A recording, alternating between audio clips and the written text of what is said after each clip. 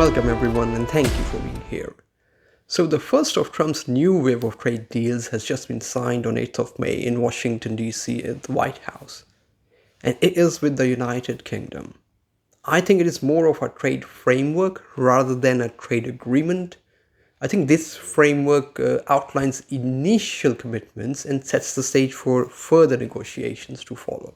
This morning, I'm thrilled to announce that we have reached a breakthrough trade deal with the United Kingdom, incredible country.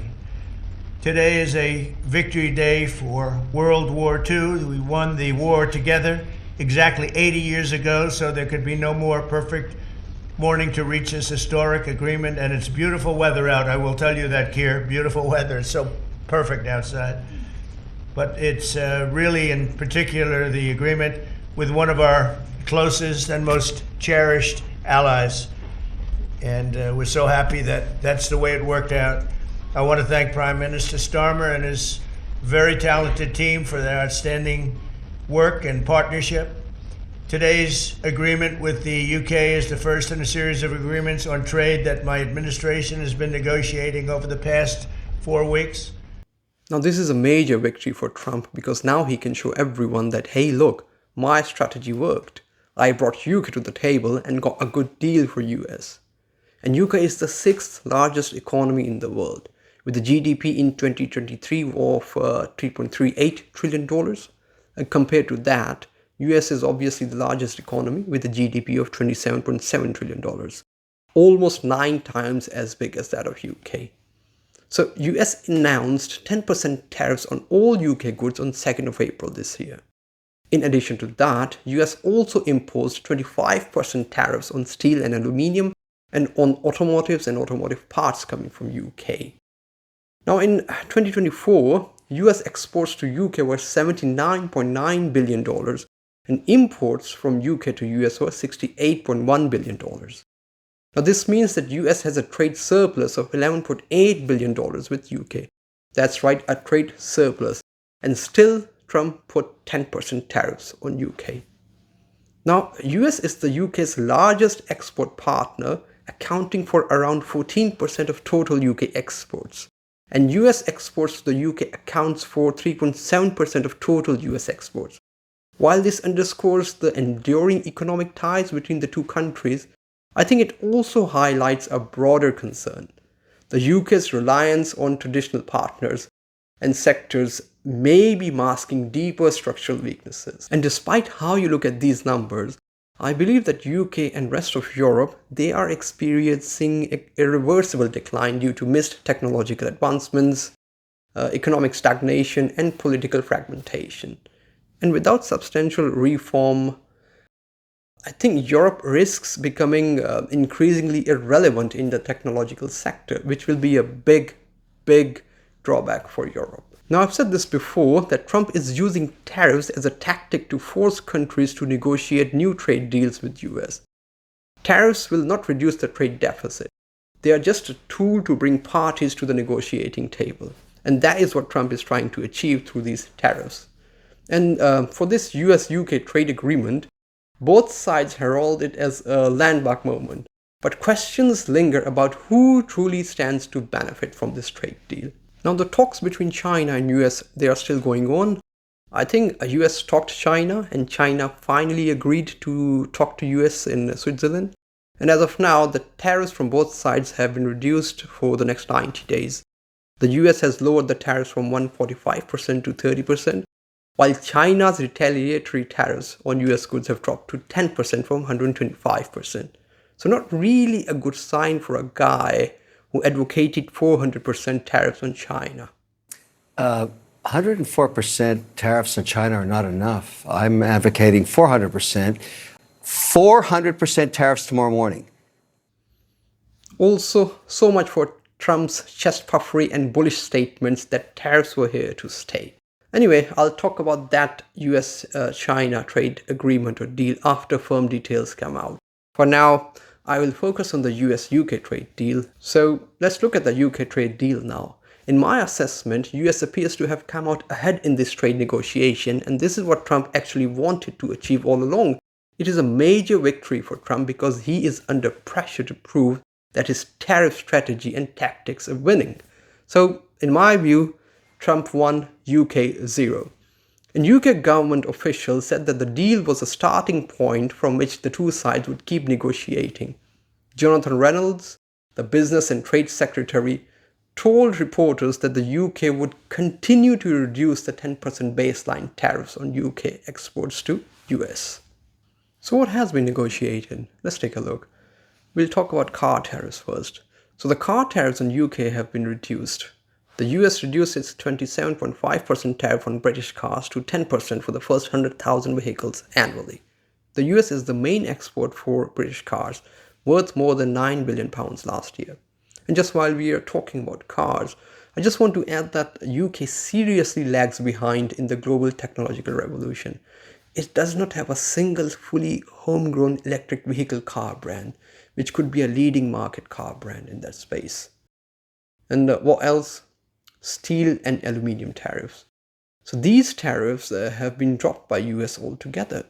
The US eliminated its 25% tariffs on UK steel and aluminium exports, which is a major win for UK manufacturers in my view. Now, prior to Trump's announcement of these tariffs in April this year, the US, they had already imposed tariffs on steel and aluminium imports from UK. And these tariffs were part of the 2018 tariffs back during Trump's first term. So back then, Trump imposed 25% tariffs on steel and 10% tariff on aluminium imports from most countries, including the UK. However, in March 2025, Trump reinstated the full 25% tariff on steel imports and also raised aluminium tariffs from 10% to 25% for all countries, including the UK, effective from March 12 this year. Now, the US agreed to cut the 25% tariff rate on British steel and aluminium to zero. The concession will be seen as a lifeline to the struggling British steel industry. But the US has imposed special conditions for UK steel and aluminium. And what are these conditions? Now, UK has its own domestic steel industry. Tata Steel and British Steel, these are two prominent players. British Steel has been facing severe financial hardship lately. Now, UK imports the steel from EU countries, Turkey and US. And there is some steel that it imports from China, but it is a very, very small part of the steel it imports from other countries. Now, US wants to shut out China from its steel and aluminium supply chain. So the agreement prevents Chinese steel and Chinese aluminium from entering the US market through UK.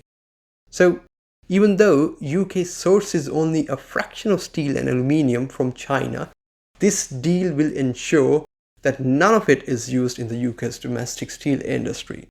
Like any good servant, UK obviously accepted so that the tariffs can be reduced to zero.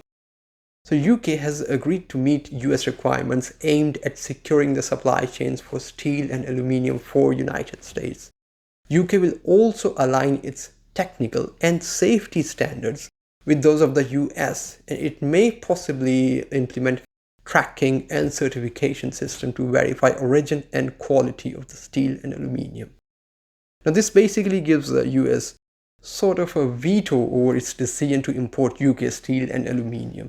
It significantly influences UK trade policy, particularly concerning Chinese involvement. Now, I must confess that zero tariffs on UK steel and aluminium are not going to lessen the financial hardship of British Steel. They will require a whole different government intervention. So just bear that in mind while you are thinking about the tariff reduction on steel and aluminium. So that's it for steel and aluminium. Now let's talk about tariffs on beef. UK consume a lot of beef. So in the case of beef, it is UK which will now reduce the tariffs on US imported beef to zero for the first 13,000 metric tons. And then anything on top of 13,000 metric tons, the UK will impose tariffs as high as 120%. The US beef will be subject to compliance with existing food safety standards, including hormone residue testing. Peter Navaro, which is Trump's trade advisor, he has called these UK standards a phony tool used to suppress what is very fine American agricultural product, and said the market should decide, adding, "We don't believe that once British people taste American beef and chicken, that they would prefer not to have it. Now this is a win for US as it has managed to get the beef tariffs reduced to zero. Now as for UK beef exports, the US has granted the UK exclusive tariff-free access to export beef. This agreement marks the first time in over 2 decades that UK beef can be sold in the US without tariffs, significantly enhancing market access for UK producers. Now this is a win for US as it has managed to get the beef tariffs reduced to zero. Now as for UK beef exports, the US has granted the UK exclusive tariff-free access to export beef. This agreement marks the first time in over 2 decades that UK beef can be sold in the United States without tariffs, significantly enhancing market access for UK producers. What else? UK also had tariffs on ethanol imports from US. And this is another win for US. The UK has agreed to eliminate its 10% tariff on US ethanol imports, opening up a new market for American producers. So ethanol is used in petrol blending. It is also used as a solvent in chemical industry and also in alcoholic beverages and food coloring. So another win for United States and another win for Trump. And then there were some tariffs on pharmaceutical and media, but these tariffs on UK pharmaceutical and entertainment exports to the United States, they are still pending and will be decided as part of the future negotiations. And talking about the baseline tariffs, a general 10% US tariff will still apply to most other British goods not specifically covered in this deal and will be decided later on. Now there is also a tax on digital services in UK, and this tax will remain in place and will be settled as part of future negotiations. This tax is a 2% tax on the revenues of certain digital businesses that provide services to UK users. Now this applies to social media platforms, search engines and online marketplaces. And the main affected companies are Google, Amazon, Facebook, Apple Store, Microsoft, companies like that. The US wants the UK to repeal this digital services tax immediately. UK insists that it will do so only after the OECD global tax framework is fully in place. So no agreement has been reached yet, and future negotiations will tell what is the outcome of this digital services tax. So that's the summary of the trade deal so far. There will be ongoing negotiations between US and UK, and we'll see what happens. But I believe UK rushed into this agreement with limited leverage, effectively walking into a divide and conquer strategy crafted by Trump administration. Unlike China, which responded to US tariffs with retaliation and strategic resilience, UK, in its post-Brexit eagerness, it agreed to terms that left a few critical issues unresolved. Now, these include potential tariffs on pharmaceuticals and films, movies, and ongoing pressure from the US on digital taxation, a significant revenue stream for Britain. So UK ran to the table because it is isolated from the European Union, and UK is desperate for deals. It conceded more than it gained in my view. While minor wins like duty-free access to cars in the United States was achieved, the overarching agreement lacks balance and was shaped under duress. That's my view. And looking at the US beef and ethanol exports to UK, no tariffs on these mean that these products will have a preferential treatment in UK now, compared to the same products coming from other countries into UK. Now this may violate the basic principles of multilateral trade deals, where if you favor one country, then you have to give the same favor to other countries also. UK has decided not to do that for now, and the UK's decision to grant zero tariffs on US beef and ethanol raises concerns under the WTO's most favored nation principle. This principle requires countries to extend the same trade advantages to all WTO members. However, such preferential treatment is allowed if it's part of a formal bilateral trade agreement and the zero tariffs are applied to substantially all imports from US. So what has been the reaction from the opposition in UK? UK opposition leader Kemi Badenoch was not impressed with the trade deal. On social media, she said, when Labour negotiates, Britain loses.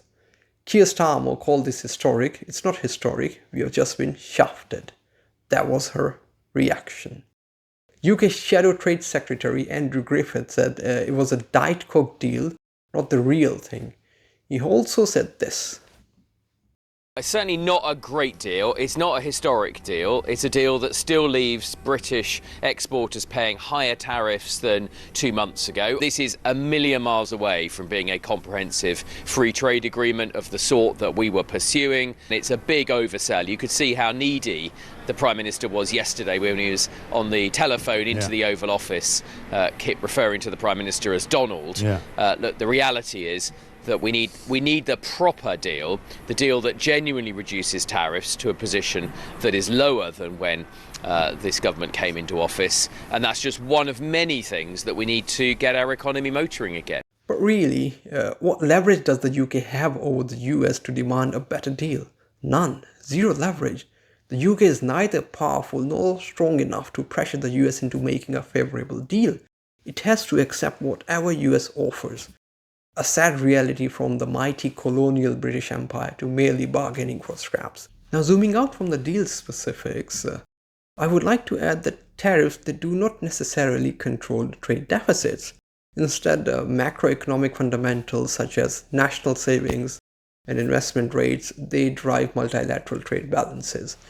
Tariffs, however, they can be used as a negotiating tool to bring the partners to the table. This is what US has done with UK. In fact, in Trump's first term, despite his hawkish rhetoric and tariffs, the US trade deficit actually increased. In 2016, the year before Trump took office, the US trade deficit in goods and services was about 481 billion US dollars. By 2020, the deficit had grown to approximately $676 billion, the highest level since 2008. So tariffs clearly did not work when Trump imposed them in his first term, trying to reduce the trade deficit. Now, the UK may have bent to Trump's demands, but China, it will not bend to Trump's demands. With its vast reserves of rare minerals, robust manufacturing infrastructure, and domestic consumption potential, I think China holds key economic cards over here. While the US represents just 20% of global GDP, China has the capacity to redirect its exports domestically and to other markets. Although that wouldn't be China's first preference, but China still holds most of the cards over here when negotiating with US, and we will see what comes out of that negotiation. Now, I've mentioned this before, and I will say it again, that China has been reducing its exports to the United States year over year. In 2006, exports to the United States accounted for 27.4% of China's total exports. But by 2023, that share had fallen to just 11.4%. Additionally, US-bound exports made up for only 2.4% of China's GDP in 2023, reflecting a consistent decline. I would also like to say that ironically, the same trade system that Trump now derides was largely built by the United States, or more accurately, by US corporations and financial institutions. These rules were never written with the working class in mind. The deliberate decision to shift manufacturing overseas, it meant that the wealth actually went to the corporations and disproportionately benefited wealthy nations, including United States. Now, what does this deal mean in the broader context of Europe and the European Union? Now, the deal can be seen as part of a realignment of global partnerships, highlighting UK's efforts to redefine its global role independent of European Union. It reflects a geopolitical pivot, a shift, showing how post-Brexit Britain seeks relevance outside of the European Union framework. Now, the European Union, it has threatened to impose its own tariffs on American goods if Trump does not lift the tariffs. European Union revealed its plan to retaliate against the U.S. if a deal is not reached with the White House to reverse 20% tariffs on virtually all European items, plus another 25% on cars, steel, and aluminum, which the EU says violate the rules of the World Trade Organization. The Europeans are prepared to hit the U.S. with tariffs of their own on more than $100 billion worth of American products. In my view, Europe has failed to develop a unified economic strategy to address key global challenges even before the United States tariffs. These include rapid technological change, and the decline of open markets and free trade. There's no clear long-term vision for how the continent should adapt. Internal divisions between countries and institutions like Germany, France, and the EU, they have prevented coordinated action. As a result, I believe Europe is reacting in a state of panic, lacking both leadership and coherent plan to navigate the shifting global economic landscape. Now, this UK-US trade deal, hailed as a success by its architects, may be more symbolic than substantive. The double-digit tariffs, they remain in place for most of the UK imports. UK said that the deal was a starting point from which the two sides would keep negotiating. Jonathan Reynolds, the Business and Trade Secretary, told reporters that UK would continue try to reduce the 10% baseline tariff. The US gained more favourable access and preserved long-term leverage, while the UK made deeper concessions under pressure for United States. The tariff-free beef quota and the tariff-free ethanol is a win for United States. Controlling the supply chain of UK's steel and aluminium is also a major win for United States. Economically and diplomatically, the United States won this round. Though both sides did achieve partial gains, but with next to no leverage over United States, there is little that United Kingdom can do. It also serves as a warning to other countries that the base 10% tariffs will stay. So Canada, Australia, European Union, Japan, and other countries will now have to develop some strategy and identify leverage points that they can wield on United States to get rid of the 10% base tariff. Thank you for listening. Have a great day. Cheers.